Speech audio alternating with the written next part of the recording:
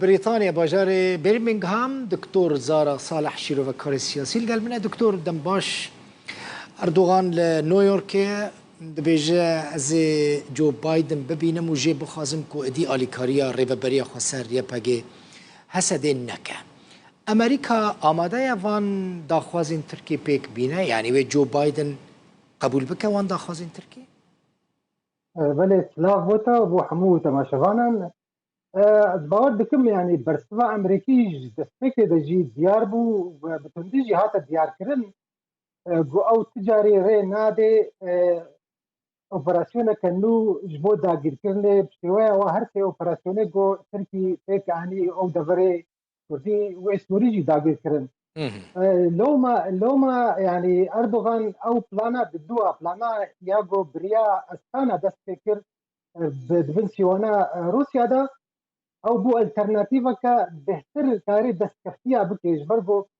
دوردا نتنه برجواندی ترکی بکتن برجواندی حمو آلیاتن به تایبت برجواندی روسیا ته و برجواندی رژیم یا گو رژیم بخوا او جی راضی جوه پیلانش برگو فشارا روسی سر کردان بریا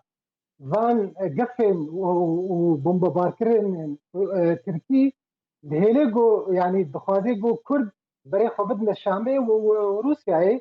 بفردا بيجومان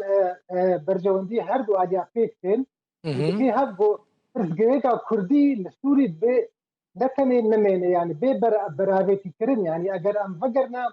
بري 2011 قضاب بيوندين روسيا تركي ورجيم الشامي دهيفك هندفين دبو شهر العسل دبو باور بكم فقرا الفي وندي جو ايرو فقرن وبهتر قبل آسا كديدة جو او برسكريكا كردي الجور نرينا وان جور بلانا جودتي وبرستاد كردي قلكي زراري بيش برقو وانا تديت دفاع طالب هوري دا بداقير كرنا وان دفرين روجاواي كردستاني او نقشه کردستان هات برین یک یاد دوا او بهرتنا دموغرافی گو ایرون ها انجام نوی طالبه دا بخیا کرن او پیک هات او رژیم جوی رازیه و ترکی جوی رازیه يعني برجودين ولا تحموك ها هف سر فرستا كردي يعني ديسا او قدقينها دكتور زارا تشتكي دن يعني اما هل امريكا زيدان نزل على يعني امريكا تند بيجا از بشتكريا هزين سوريا ديمقراطيك كم شبو الشر الدجي داعش يعني جو تركي راجي اشكر نابيجا ايرشنا كد بيجا الوزي برا تشينا بن الوزي اگر تشي ببن وي شر الدجي داعش لواز ببا تركي جي جوي في فالابونا داخيانين امريكا استفاده دكا بدرونان ايرشي دكا وقال لك بربرسين هسا ديجي جيانا خوش دستدن كهفكارين يعني هف بيمانين امريكانا راستا شخو تديت اردوغان قلكي كسكي براغماتيكا يعني وسود حمودشتي دقري يعني وردقري او تديت روسيا وامريكا هردو اجيرا قد اوبراسيونات تكنا يعني لروسيا رح نكا كسك دايلا قد كاري فان او ايريشن قد ها بيكتين او كشتنا تركبين قصد هسدي ابناء برازيل روسيا يجبر او دانش بو تشولوتي يا دوا امريكا تشعبي خو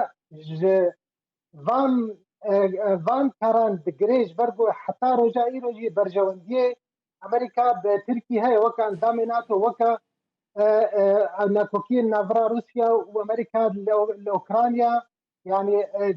جهه جيوسياسي رولا تركي قالك فايدتها يعني سودايغو كاربي فيرو ريبليزي واردوغان بخو يعني باش بزيركي ذكاريتي يعني حتى رادايك باش يعني جبرغو يعني حموكا غطا بكاتن يعني ويكا غطا يعني كاربي بيجي اردوغان بهتر بو اريكاري باسد رغو او يعني ياغو دسبيكي نافي شورش بو تيكتشو يعني او حمو هيزين معارضه عزلشكري حمو انينا رخيخه باريكاريا روسيا بدبن سيوانا استانا هذا يعني او رجيمي هاجا مش بولوجي يعني وتبلولوجي يعني بيوندين استخباراتينا برا سوريا وتركي دا خط نبو جدوان وان يعني دمين قال لك يقولنا كوكي وان قال لك تنجيبون يعني ابجي او شيء باشە. كردا فرفش كريكا كردي بو يعني دکتۆر دخوازم وێ بێژم مەسەرەن هات بولتەنە مەدە هەبوو بۆگدانۆف میخائیل بۆگدانۆف دەبێژە ئەم ئامادانە مۆسکۆ ئامادەیە و وەزیرێ دەرڤەیە تورکی وێ سووری بینە جەمهەف ینی نەتورێژی ژبەرکو ئەردوغان لە سەمەرقەند ئاشکرا وی حەز دکرد و ئەسەد ببینە و پێرا بەئاخفە ئەگەر وەزیرێن هەردوو وڵاتان هاتن جەمهەف هەردوو وڵات نێزیکی هەفبوون چێ گوهرتن لە ڕۆژاوای کوردستانی تێچێکردن يعني شو تأثيره ويل سر رجوعي كرساني تشيد به باور دكم اف سيناريو يعني جركا كردا حسابي كرباش برضو اف يك سيناريوهاتي جو يعني في شروجي دبو بس كردا قال لك كرد تديت قال لك ايموشنال يعني عاطفتنا مثلا امريكا الجمنا امريكا حجمت كان يعني اف زماني سياستي دو برجواندي هذا تشتكي البر وقت بالبر بعد شيء يعني بهاي لينا يعني نكاريبون ده صالح جو امريكا لور يعني صالح داويدا كاريبون سود بكن دواري سياسي ده كاريبون يعني قالك شتاب قزنج بكن نكالي او ارمانجا امريكا قد خوازي تلي بيجي امبو شري داعش او بلانا استراتيجيه امريكيه نزل على جبو مثلا كردي حتى رجعي رجي وحتى يعني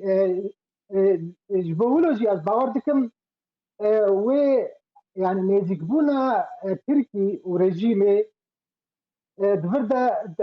باندورا ويد راسا ويد عدل رجاوي كردستان وري اللي نتشتكي غريبة جبرجو يعني آلية روسي آلية رجيمي آلية إيراني حموجي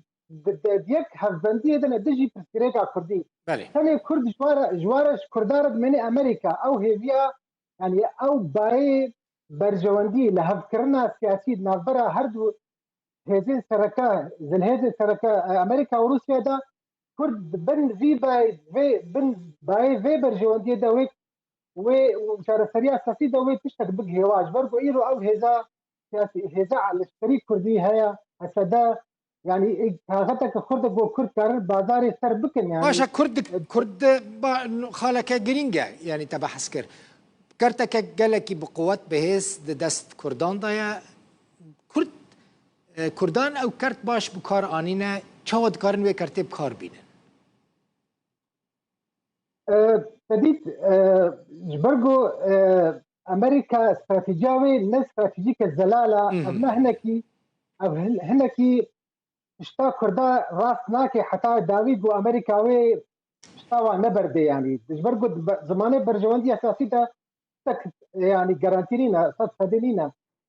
هل وستا كردا هولدان الكردا علي روسي رجي سود نبو تان جام جنا مجبرجو حتى رجع ايرو روسيا برجواندي نظام فكتنه وتخازي كردا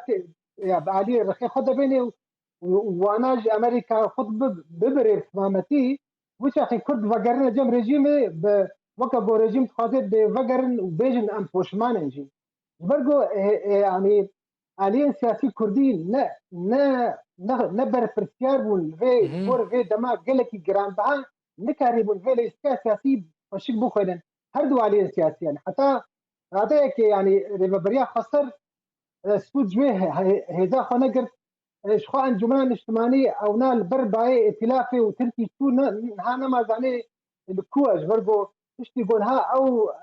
امنيزك بنا اسد واردوغان او نا وين من العرض من الازمان وكب كردي بيجن تكي وانا من في معادلات سياسيه ده الباور دكم كرد في باش في دما هذا خشك يعني في هاي واج في ليسكا سياسي باش تابج برضو في حتى تبلغ روسيا هل وستاوي قال لك تيسا بس في وندي خط نكن بوارج برضو قد بريارات داوية خرد هبونا خد بهتر يا روسيا يا برضو هلوستا امريكي ناو هلوستا حتى داوية استراتيجية نزلالة وتطلعني ويش بو دفري نين يعني جبو مثلا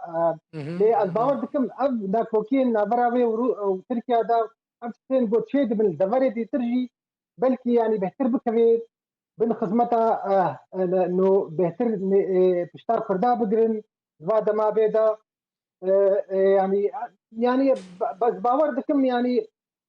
اگر ام کورتی بیژن خوندنه که استراتژی زور کرد کرد پرتګریکا کردی و بحرا کردا ود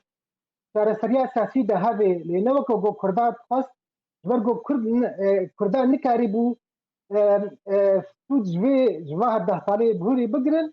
من لبر باي برجواندي لها كرنا فاز الهيزان يعني بردا باور دكم يعني يعني حتى رجع يرو كرد نكار نيجيك الهب رونن يعني منين ما طماي يعني دجمني كردا حمو نافوكي خونددن علي بله ودك هنا هاف وكان هايرو لكرد يعني نكا يعني اضمن تاليتيا هنا دبي بي غارتن تبلغو يعني وكا كردي بيجن بي هلز بهوري دي سجي ندرن قد بي كرد يعني تقريبا هما نيزيكي هاف بين يعني بدنا بله خياكم عليك ثانية ريفا بريا خسر بخواجي بهتر كاربي خدمتش خلكي ربكي يعني ودا بري بفاراجي وكب دسلا داريا ك كردي بي بله يعني فشاري صرف بله خلكي سفير خلكي دبري نكي يعني بحمو بهذا قريداي بله يعني بحمو قابات بخواجي جهة الناف قليت ده هذا بله تكي دکتور دست بخير دبي بله زور زور سپاس دکتور زارا صالح شیروکار سیاسیش بریتانیاش باجار برمینگهام میوانه بباید